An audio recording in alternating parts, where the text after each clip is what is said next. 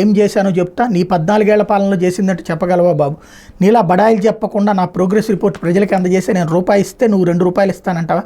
నువ్వేం చేసావో చెప్పుకోలేక నా పథకాల గురించి మాట్లాడతావు ఏంటయ్యా? జన్మభూమి కమిటీలను మళ్ళీ తెస్తానని చెప్పే ధైర్యం ఉందా? జగన్ తెచ్చిన స్కీములను రద్దు చేస్తానని చెప్పే ధైర్యం ఉందా? చంద్రబాబుది అబద్ధాలు మోసాల ఫ్యాక్టరీ, ఆయన నమ్మటం అంటే పులినోట్లో తలదూర్చడమే.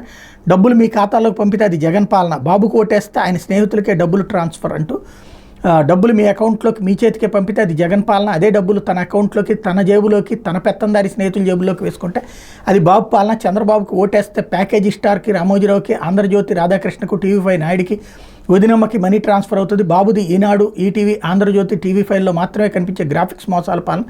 రాష్ట్రాన్ని విడగొట్టిన వాళ్ళు, ఇంటింటి అభివృద్ధిని చెడగొట్టిన వాళ్ళు, అబద్ధాలే పునాదులుగా, మోసాలే అలవాటుగా, కుట్రలు, వెన్నుపోట్లు, నైజంగా గుంపులుగా జెండాలుగా జతకట్టి వస్తున్నారు. ఈ పేదల వ్యతిరేకులు మోసగాళ్లకు ఓటుతో పోలింగ్ బూత్లో బుద్ధి చెప్పేందుకు మీరంతా సిద్ధమేనా అని ప్రశ్నించారన్నట్టు వార్తని హైలైట్ చేశారు. అయితే డిజిటల్ టెక్నాలజీకి అర్థం తెలుసా రామోజీ?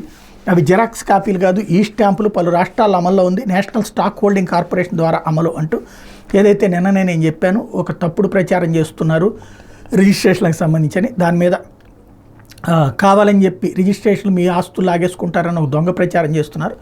దాని మీద వీళ్ళు ఇచ్చిన కౌంటర్. ఇకపోతే యువత ఆశలకు బాబు సమాధి అంటూ జగన్ పాలనలో ఉగాది, చంద్రబాబు ఇచ్చింది కేవలం 37,000 ఉద్యోగాలే, జగన్ పాలనలో 2.3 లక్షల రెగ్యులర్ పోస్టులు భర్తీ, అత్యధిక ఉద్యోగ అవకాశాల కల్పనలో దేశంలోనే ఏపీకి 4వ స్థానం, బాబు హయాంలో నిరుద్యోగిత రేటు 5.3%, జగన్ పాలనలో అది 4.1% తగ్గుదల అన్నట్టు వార్తనే హైలైట్ చేశారు.